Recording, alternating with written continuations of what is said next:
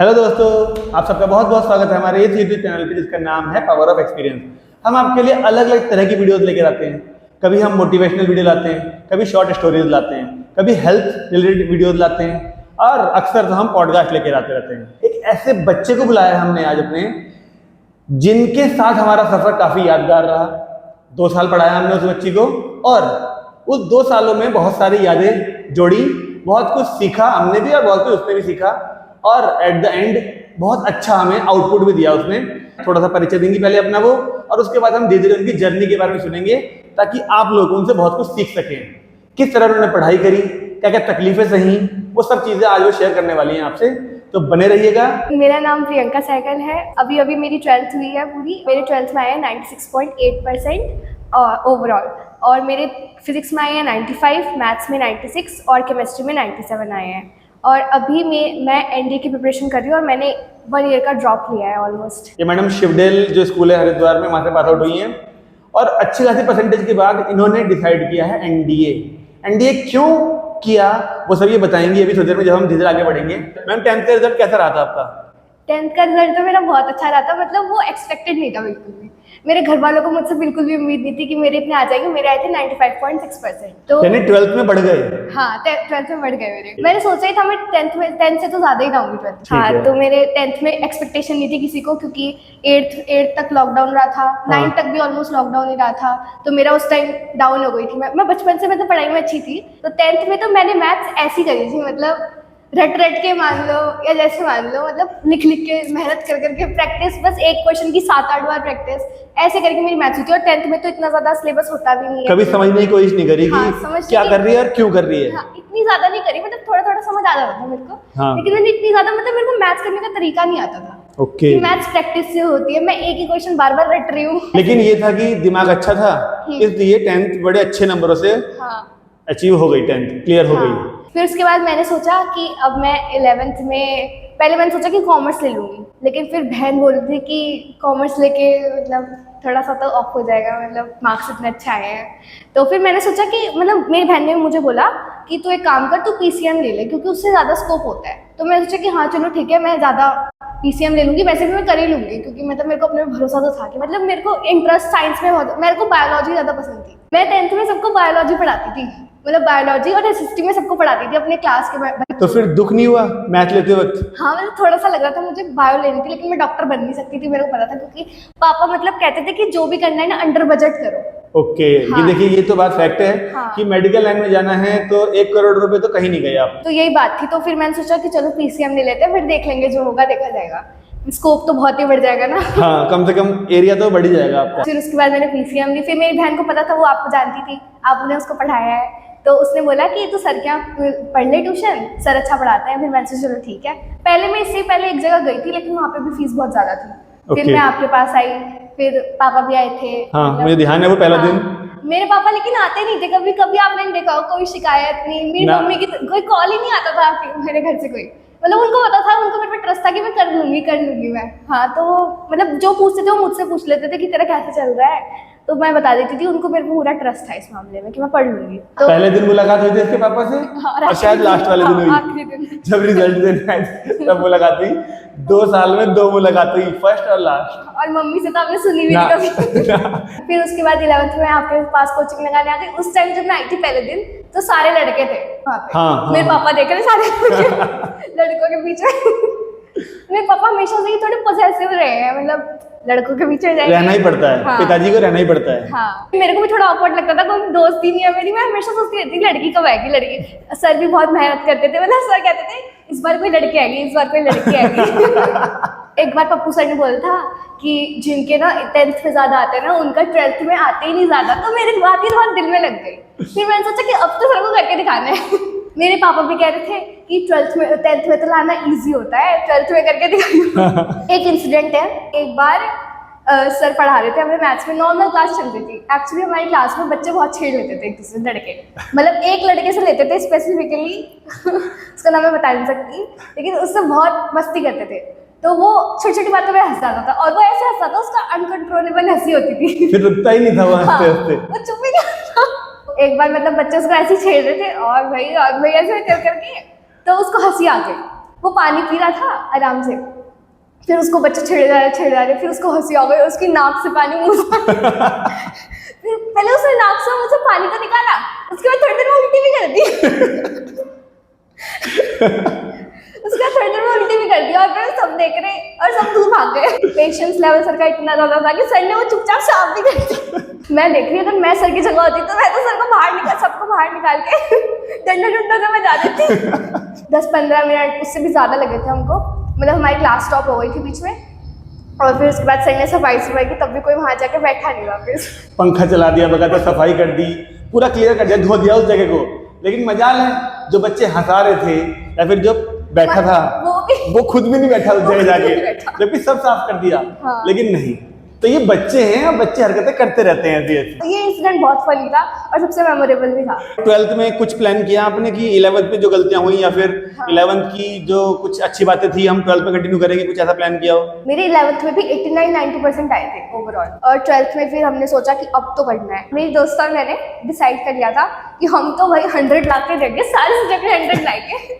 हमने कहा था हम ब्रेक में भी पढ़ेंगे, जो हमारे 2 क्लासेस के बीच का ब्रेक होता है ना, तो हम उसमें भी पढ़ेंगे, साथ में स्टडी करेंगे और ध्यान कर इतनी पढ़ाई करेंगे कि 100 ही लाके मानेंगे। हाँ, रात को जाग के हम दोनों मैसेज करते रहेंगे, जिसमें पढ़ाई करते रहेंगे ऐसे करते रहेंगे, बट ऐसा कुछ हुआ नहीं। 2 क्लासेस के बीच में हम इतना थक जाते थे कि हमें फिर रेस्ट के गप्पे ही मार सकते थे और कुछ नहीं कर सकते थे। एक्चुअली इनकी एक क्लास पहले 2 घंटे की होती है, उसके बाद फिर 10-15 मिनट का 5 मिनट का 10 मिनट का गैप मिलता है, फिर दूसरी क्लास होती है।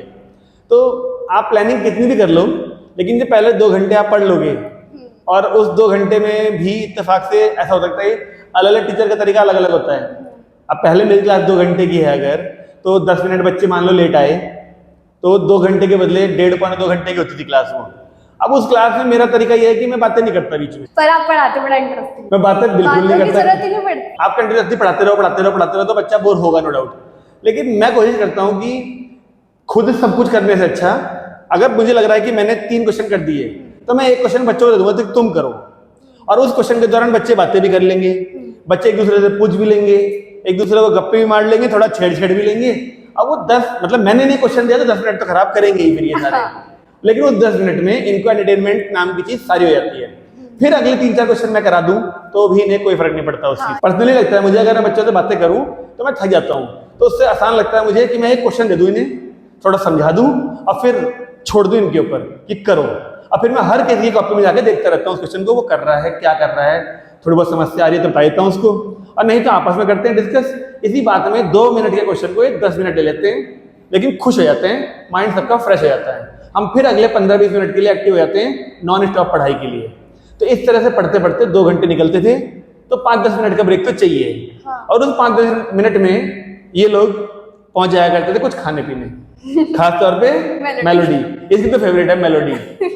इसने मुझे कहा भी था सर एक दिन मेलोडी देना मुझे, मैंने कहा मैं इतना बड़ा डब्बा आता है वो दे दूंगा तुझे। नहीं सर वो तो ज्यादा हो जाएगा उससे तो शुगर हो जाएगी शुगर हो जाएगी, ऐसा कहा था इसने मुझे। लेकिन हम केमिस्ट्री का रिपीटिशन भी करते थे उस टाइम पे। केमिस्ट्री में इनको रिपीटिशन मिला करता था बहुत सारा। मैथ की क्लास में भी बच्चे बहुत सारे केमिस्ट्री कई बार मुझे बोलना पड़ता था कि भाई इसे बंद कर दो, मैथ पढ़ लो। कुछ बच्चे तो कॉपी के नीचे केमिस्ट्री की रिपीटिशन कर रहे हैं। मैथ की कॉपी के नीचे कुछ बच्चे केमिस्ट्री का रिपीटिशन कर रहे होते थे। कैसे लगा आपको कि अब तैयारी को पेस देना चाहिए या फिर इंक्रीमेंट करना चाहिए? 12th के मेरे को मतलब शुरू में तो मैं बहुत ज्यादा मोटिवेटेड थी। ओके। बस अब तो मैं कर दूंगी, अब तो मैं तोड़ दूंगी, अब तो मैं फोड़ दूंगी ऐसे हो रखा था मेरा, एकदम जोश आ रखा था।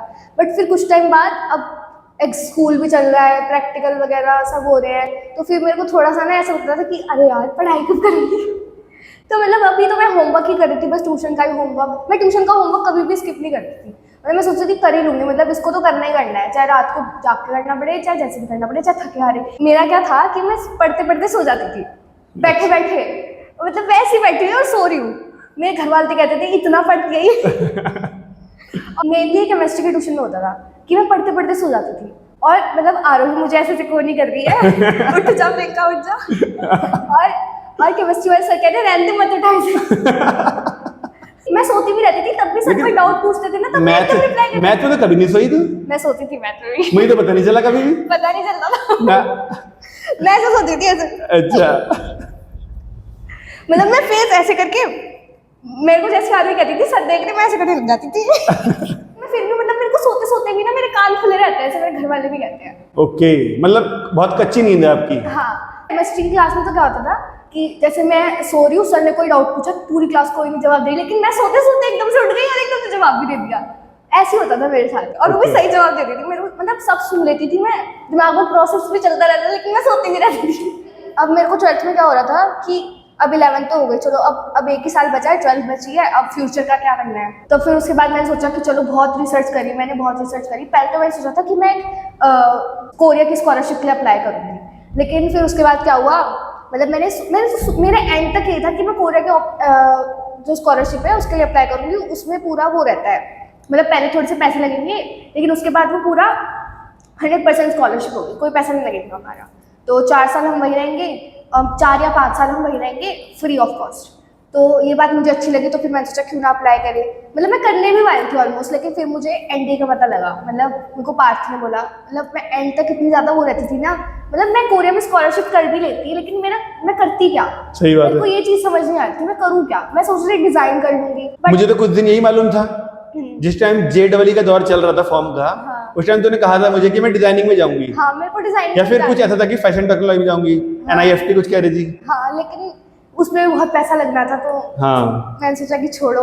मेरे पापा मेरे को पहले से मतलब मेरे पापा मेरी बहन को ही बोल रहे थे, मेरे को ही बोल रहे थे, पहले ही बोल देते थे कि बस मैं मतलब बजट में रहना है, जो करना है, सही बात मतलब है। इतना ज़्यादा हाई फाई नहीं सोचना है कि कुछ तुम बिल्कुल ही बाहर जा रहे हो दुनिया से कि तुम ये कर लोगे वो कर लोगे। हाँ, पढ़ाई में अच्छे हम थे, लेकिन इतना ज़्यादा हम मिडिल क्लास से बिलोंग करते हैं, तो बिल्कुल ऑफ कोर्स वो चीज़ नहीं कर सकते कि फैशन टेक्नोलॉजी वगैरह, बिल्कुल तो कि बहुत ज़्यादा पैसा। जरूरत से- तो 12th में मेरा कैसे रहा, मेरा मतलब कंसिस्टेंसी तो मेरी पूरी रही। मतलब ऐसा नहीं था कि मैं एक दिन पढ़ रही हूँ, फिर 2-3 दिन नहीं पढ़ रही, फिर एक दिन सारा बैकलॉग खत्म कर रही हूँ अपना, ऐसा नहीं था मेरा। मैं क्या करती थी कि मैं रोज पढ़ती थी, 2 घंटे पढ़ूँ चाहे 3 घंटे पढ़ूँ, एटलीस्ट होमवर्क तो मैं करती थी ट्यूशन का पूरा। मेरा ऐसा नहीं था कि मैं होमवर्क छोड़ दूँ एक दिन का और फिर आखिर में संडे तक कर लूँ पूरा, क्योंकि फिर जो अगली क्लास में डाउट सॉल्व हो जाते हैं वो उसके बाद नहीं हो सकते। पिछले वाले पॉडकास्ट में भी कहा था, जो अनुज कुशवाहा जी आए थे, आज भी इत्तेफाक से टॉपर ही बैठे 12th की। मैं फिर वही बात बोल रहा हूँ आपको, जो चीज जिस समय होनी है अगर उस समय कर ली जाए तो वेल एंड गुड है, लेकिन उसके बाद उसको करने की इंपॉर्टेंस खत्म हो जाती है। अगर आज कोई क्वेश्चन कराए गए हैं और आपको होमवर्क दिया गया है, तो इसके डाउट्स अगले दिन ही डिस्कस होंगे। अगर आप करके लाओगे तो अच्छी बात है, आप करके नहीं लाओगे तो आपके डाउट्स दोबारा पता नहीं कब सॉल्व होंगे फिर वो। तो ये सब टॉपर्स जो होते हैं, ये इस चीज को बहुत ज्यादा सीरियसली लेते हैं, और इसीलिए जितने क्वेश्चन इन्हें दिए गए हैं ये किसी भी हालत में उतने करके लाएंगे ही लाएंगे। ये सब चीजें आप लोग भी ध्यान रख सकते हैं, ऐसे ही नहीं टॉपर बन जाएंगे, मेहनत करनी पड़ेगी उसके लिए। हाँ, और मैं देखती थी कि कुछ बच्चे ज्यादा ही क्वेश्चन करके ले आते थे, जितने आप देते थे उससे भी ज्यादा करके ले आते थे। मैं सोचती थी वाह यार, इनको इतना टाइम कैसे मिल जाता है। लेकिन कुछ बच्चे क्या करते हैं कि सिर्फ एक ही सब्जेक्ट को इम्पोर्टेंस देते हैं। ये जो मैडम बैठी हैं, इन्होंने डेली पढ़ना है, डेली तीनों चीजें पढ़नी है, PCM।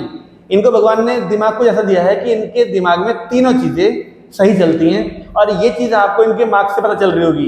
95, 96, 97 तीनों सब्जेक्ट्स में मार्क्स भी कंसिस्टेंट ही हैं, कोई ऊपर कोई नीचे नहीं है, एक नंबर कोई मायने नहीं रखता। जैसे जैसे हम आगे बढ़े तो फिर समय आया मॉक टेस्ट सीरीज का। मॉक टेस्ट सीरीज के दौरान हमने पहले आप लोगों को बोला था कि लास्ट का 1 महीना जो एग्जाम से पहले का होता है बोर्ड से, उसमें बिल्कुल होश नहीं आता बच्चों को। एक दिन टेस्ट होते हैं, अगले दिन उनका डिस्कशन होता है, और डेली टेस्ट होते हैं, डेली डिस्कशन होते हैं। तो डेली ये लोग 5 घंटे 5.5 घंटे ज्ञान में ही रहते थे। बस किसी तरह। तो कैसा था वो सफर, जरा बताइए बच्चों को। क्लास में बैठे बैठे दम घुट जाता था हमारा। ये हाल तब है जब ये AC में बैठते थे। हाँ। अगर ये AC में ना बैठते तो क्या होता है इनका। तब तो बता देंगे आप, बेहोश हो जाते सारे। शुरू में कहा था ना तकलीफें, ये वही तकलीफ है 1 महीने, क्योंकि आप एक दिन 5 घंटे बैठ लो, 2 दिन बैठ लो, 3 दिन बैठ लो, लेकिन आपको पता है कि पूरे महीने हमें यही एक्टिविटी बार बार करनी फिर है। आदत पड़ गई। आदत तो पड़ती है, लेकिन इच्छा हो या ना हो बैठना तो पड़ेगा। हाँ। दम घुटे ना घुटे काम तो करना पड़ेगा ही पड़ेगा। हाँ। इनसे जानने की कोशिश करते हैं, कोई बेनिफिट मिला था क्या उसका? बहुत बेनिफिट मिला था। मतलब मॉक टेस्ट में मतलब हम लोग आते साथ ही लिखते थे, मेरी उंगलियां टेढ़ी मेढ़ी हो गई थी, घर पे भी लिख रही हूँ, यहाँ पे मैं लिख रही हूँ। प्रैक्टिस कर गई, उंगलियों में ऐसे निशान पड़ गए थे ना, यहाँ पे बिल्कुल ही पेन पकड़ पकड़ के निशान पड़ जाते हैं। अच्छा, एक चीज और बताओ, हम लोग मॉक टेस्ट कराने के बाद जब 2.5 घंटे के पेपर होते हैं, उसके बाद डिस्कशन किया करते थे, कॉपी करेक्शन। तो वो कॉपी करेक्शन हमारे यहाँ पे क्या प्रोसीजर है, सब तो नहीं करते लेकिन मैं और पापा सर तो करते ही हैं कि एक दूसरे की कॉपी डिस्ट्रीब्यूट कर देते हैं। एक बच्चे की कॉपी दूसरे के पास, दूसरे की कॉपी तीसरे के उसमें पास, बहुत मजा और फिर सॉल्यूशन हम लोग बोर्ड पे डिस्कस करते हैं पूरे पेपर का। तो जरा बताओ उससे कुछ बेनिफिट मिला क्या? हाँ, उससे हमें पता लगता था कि दूसरे बच्चे किस तरह से कर रहे हैं। मतलब ये जो अच्छे अच्छे बच्चे थे हमारे ट्यूशन में, मेनली आप मतलब ऐसे बच्चों को कॉपियां दे देते थे ट्रांसफर कर करके, जिससे मतलब जो बच्चे सीखना चाहते हैं उनको ही मिले कॉपी। बिल्कुल। अब क्या है, जैसे मान लो पार्थ है, पार्थ पढ़ने में अच्छा था, हाँ। मुझे पता है प्रियंका अच्छी है, ठीक है, और उधर से अजय अच्छा है, तो ऐसे 5-7 बच्चे थे जो मुझे मालूम था 90 के ऊपर वाले हैं। तो ये 90 के ऊपर वालों की कॉपियां मैं 90 के ऊपर वालों में स्वैप करता था। ऐसा नहीं है कि मैं इसकी कॉपी एक ऐसे बच्चे को दूंगा जिसको आंसर पता ही नहीं होंगे सारे, 45, 50, 60 मार्क्स वाले को नहीं दूंगा ऐसी कॉपी। तो हम स्वैप करवाते थे। इसके पीछे मेरा मोटिव ये हुआ करता था कि एक क्वेश्चन प्रियंका ने इस तरीके से किया है, मान लो XYZ तरीके से, तो पार्थ ने दूसरे तरीके से किया है। जब एक दूसरे की कॉपी इनके पास जाएगी तो पार्थ को प्रियंका का सॉल्यूशन पढ़ना ही पड़ेगा, अब प्रियंका को पार्थ का सॉल्यूशन पढ़ना ही पड़ेगा कॉपी चेक करने के लिए। मैं तो आंसर बोलूंगा केवल, लेकिन बीच का प्रोसीजर इनको पढ़ना ही पड़ेगा। अगर इन्हें समझ नहीं आ रहा तो ये मुझसे डिस्कस कर लेते थे, लेकिन पहले अटेम्प्ट पे तो खुद पढ़ना पड़ता था। तो मेरी कोशिश ये रहती थी कि एक तरीका आपको आता है, एक तरीका सामने वाले का देखो, तो इससे इन बच्चों को बहुत कुछ सीखने को मिलता है। और साथ ही साथ अगर मैं ही केवल कॉपी चेक कर दूंगा तो इन लोगों के दिमाग पे कोई जोर नहीं पड़ेगा।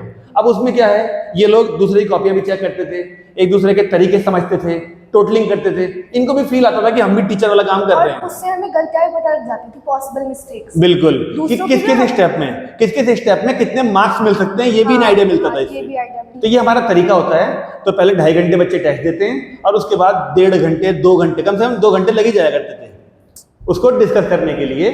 आगे जानते हैं इनसे, जब बोर्ड के पेपर दे दिए तो रिजल्ट के लिए कैसा लग रहा था फिर? जब मैंने बोर्ड के एग्जाम दिए तब मेरे को बहुत लगा था कि हाँ मेरी केमिस्ट्री में 100 आ सकते हैं, मैथ्स में 100 आ सकते हैं, फिजिकल में 100 आ सकते हैं, इंग्लिश में 100 आ सकते हैं। इंग्लिश और फिजिकल में तो मेरे 98 आए हैं, मतलब उसमें सही रहा। लेकिन मतलब मेरे को सारे टीचर से उम्मीद 100 की थी और मैं कह रही हूँ मैं सबकी उम्मीद पे कैसे कायम रहूंगी। हर कोई मुझसे 100, प्रियंका 100। तो मैं कह रही हूँ मैम बस मुझसे इतनी उम्मीद मत लगाओ, इंसान ही हूँ मैं भी। तो मेरे को एक किस्सा और याद आ रहा है कि एक बार क्या हुआ कि मतलब फिजिक्स की क्लास होती थी, हमारे पप्पू सर थे हमारे टीचर, तो यहीं पे ज्ञान पे। तो क्या होता था कि सर को एसी वैसे नहीं पसंद था, सर नया नया लगा था। हाँ नया नया लगा था, और सर को मतलब इतना अच्छे से यूज भी करना नहीं आता था। सर हमें पूछते रहते थे कि क्या करूँ इसमें। तो एक बार क्या हुआ कि एक तो वैसे इतनी गर्मी हो रही थी उस टाइम, उस रूम में वैसे भी कोई विंडो नहीं थी, और इतने सारे बच्चे थे उस टाइम और इतनी सफोकेशन हो रही थी। और सर ने क्या करा कि हीटर जैसा ऑन कर दिया, मतलब हीट पे लगा दिया उसका मोड गर्म वाला चला दिया। हाँ गर्म वाला चला दिया। और क्या हुआ, थोड़ी देर तक तो सर कह रहे कि देखना जरा ठंडी हवा रही है गर्म हवा रही, तो हम थोड़ी देर तक तो ही करते रहे। फिर सर ने वो बंद कर दिया गेट। फिर अब थोड़ी देर हुई सबको पसीना आ रहा, उसको तो वैसे बहुत जल्दी पसीना, वो बेचारा पसीने और मतलब पसीने से लथपथ, पूरी क्लास ऐसी उबल रही है। लेकिन किसी को पता नहीं चल रहा कुछ। हाँ किसी को पता नहीं चल रहा। फिर थोड़ी देर बाद बच्चों को होश आ रहा कि ये क्या हो रहा है, इतनी गर्मी से क्यों हो रही है। फिर हम देख रहे थोड़ा सा येलो सा लग रहा है कुछ। अच्छा। तो फिर हमने देखा रिमोट पे सर ने हीट वाला चला रखा। फिर सर ने थोड़ा मोड चेंज करा, फिर थोड़ी सी हवा आई, सर ने कहा अरे मैंने तो हीटर वाला चला दिया था। और हम तब तक भाई हम सर पास देख रहे, सर क्या अब कैसे पढ़े भाई, फिजिक्स कैसे पढ़ेंगे इतनी गर्मी में। बच्चों को एसी के लालच में हीटर मिल गया उस दिन। फिजिक्स के ट्यूशन में क्या होता था, सर 2-2 मिनट में एसी बंद कर देते, सर को बड़ी ठंडी लगती थी तो सर एकदम बंद कर देते थे। और हम गर्मी से तप रहे हैं, हम सब कह रहे सर आप गेट ही खोल दो। एसी मत खोलो, गेट ही खोल दो। सर पनिशमेंट भी देते थे, एसी नहीं चलेगा, होमवर्क करके ना एसी नहीं चलेगा। हर बात हम भी पिस रहे, बच्चे होमवर्क करके नहीं लाए, बच्चे आते नहीं लाए, एसी नहीं चलेगा। हर बात की एक ही सजा, एसी नहीं चलेगा। हाँ सर को बस मौका चाहिए होता था कि कब एसी ना चलाऊं मैं। अब 12th में क्या हुआ, अब रिजल्ट आ गया। तो अब मेरे को रिजल्ट देख लिया मैंने, मेरे को खुशी नहीं हुई इतनी, मतलब मेरा रिएक्शन था हाँ चलो ठीक, क्योंकि अब मेरी एक्सपेक्टेशन थी ज़्यादा थोड़ी, मतलब मैं एक तो किसी चीज़ में सोनिया है, पीसीएम में मेरे को लगा था मेरे 98 तो आने चाहिए किसी ना किसी एक सब्जेक्ट में, तो 98 99 आने चाहिए, क्यों नहीं आए? तो वो मेरी थोड़ी सी डाउन हो गई, मतलब मेरे को फिर ऐसा लगा चलो ठीक है यार, जितनी एक्सपेक्टेशन हो उतनी कम एक्साइटमेंट हो जाती है। बिल्कुल, देख लीजिए खतरनाक शब्द है ये स्टेटमेंट। एक्सपेक्टेशन जितनी ऊपर करोगे एक्साइटमेंट उतनी नीचे हो जाएगी आपकी। हाँ, अब मेरे घर वाले इतने खुश हो रहे थे, 10 से भी ज्यादा आ गए, मिठाइयाँ सबकी बधाइयाँ। लेकिन मेरे को मेरा रिएक्शन था हाँ ठीक है। अभी मैंने देखा कि वहाँ पे बोर्ड लगा हुआ है शिवडेल का, शंकराचार्य आश्रम से थोड़ा पहले या कहीं पे, तो वहाँ पे मेरी फोटो लगी है ऊपर बड़ा सा। तो तब मेरे को पापा ने ऐसे बताया, तब मेरे को थोड़ी खुशी हुई, हाँ मतलब लाए हैं, मैंने मार्क्स लाए हैं। चलो अच्छी बात है, कुछ अच्छा हो गया। हाँ कंफर्म हो गया हाँ। कि एनडीए ही तैयारी करनी है? कोई ऐसा तो नहीं लगा कि कुछ भटकाव सा हो रहा है कुछ? मुझे पहले लगा था, अभी जब मैंने सोचा था कि मतलब मैं इन्फ्लुएंस में आके मैंने एनडीए का पहली बार तो सोचा है। ठीक मैंने है। ऐसा नहीं था कि मेरे को अंदर से मैं देशभक्ति हूँ, देशभक्ति है मेरे अंदर बहुत, तो एनडीए करूँगी, ऐसा नहीं था कुछ भी। इन्फ्लुएंस में आई हूँ मैं। मेरे को मेरी पार्थ से बात होती रहती है, बहुत अच्छा दोस्त है वो मेरा। तो उसने मुझे बोला कि तू एनडीए के लिए क्यों नहीं करती, तेरी मैथ्स इतनी अच्छी, तेरी इंग्लिश इतनी अच्छी है, तू तो कर लेगी। हाँ। तू मतलब तेरा इंटरेस्ट में फिजिकल वगैरह सब कुछ सही है, तू कर लेगी। तो मैंने कहा हाँ कर सकती हूँ, बट सबके अपने इंटरेस्ट होते हैं, मैंने ऐसे से बोला पहले। तो मतलब मेरे को भी उस टाइम ऐसा लगा चलो ठीक है यार नहीं करी मैं एनडीए। फिर उसके बाद मुझे मेरी मैम ने भी बोला था, लेकिन एनडीए मेरे को थोड़ा बजट में लगा, तो मैंने कहा चलो ठीक है एनडीए हाँ कर सकती हूँ मैं। और मेरी मैम ने बोला था, मेरी इंग्लिश वाली टीचर ने, क्लास टीचर थी वो मेरी, तो उन्होंने मेरे को बोला था प्रियंका तुम कर लो एनडीए के लिए, तुम्हारी मैथ्स भी अच्छी है, इंग्लिश भी अच्छी है। तो वो भी मुझे सेम चीज़ बोल रही थी। मैंने कहा चलो क्यों नहीं। फिर मैंने थोड़ी रिसर्च की। मैं मतलब रिसर्च में इतनी ज़्यादा रिसर्च में हो जाती हूँ, मैं पढ़ाई छोड़ देती हूँ। यूट्यूब की वो जो थी उस टाइम फीड, वो पूरी इसी सबसे भर रखी थी। आप सबको ये पता होना चाहिए कि आप सबको अपने भविष्य यानी अपने फ्यूचर के लिए सही वक्त पे प्लान कर लेना चाहिए। बहुत से बच्चे ऐसे होते हैं जो 12th के बाद प्लान करते हैं, बहुत से ऐसे होते हैं जो ग्रेजुएशन के बाद प्लान करते हैं।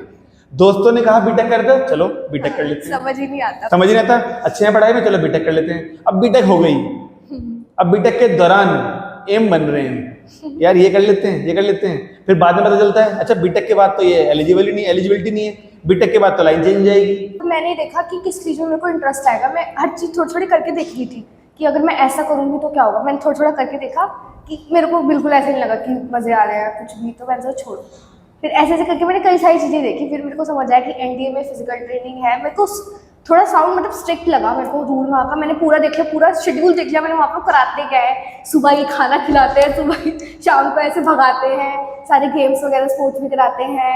एक स्टूडेंट है हमारा, वो एनडीए के थ्रू ही गया था, 12th के बाद बीटेक कराई उन्होंने। उसको 3 साल की होती है वहाँ बीटेक शायद।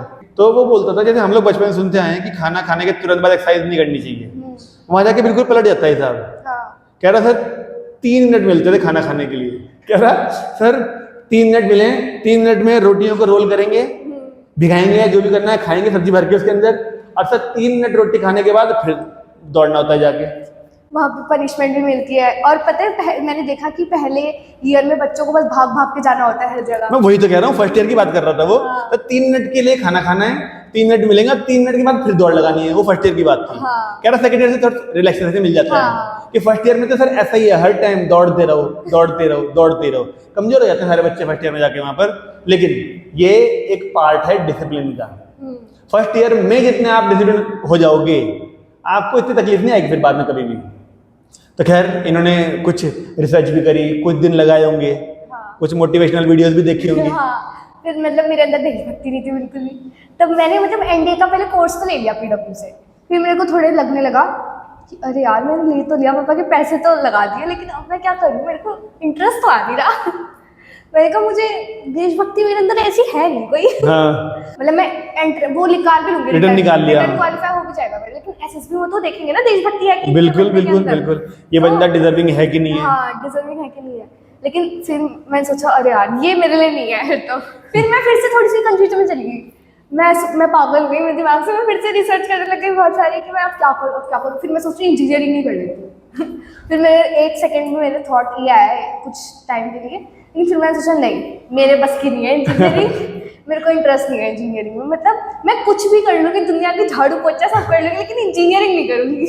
ये तो मैंने शुरू से ही सोच रखा है। जब मैं इसको 12th में पढ़ा रहा था तो मैं बीजी से पूछता रहता हूँ बच्चों से कुछ फ्यूचर के लिए प्लान किया क्या।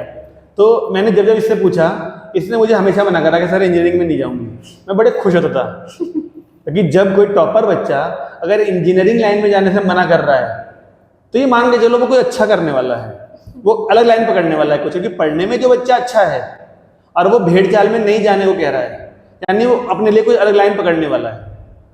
लेकिन फिर जैसे से JEE का दौर आया तो बात चली फॉर्म भरने की, तो मैंने इससे बोला प्रियंका तूने तो नहीं भरा हुआ ना फॉर्म?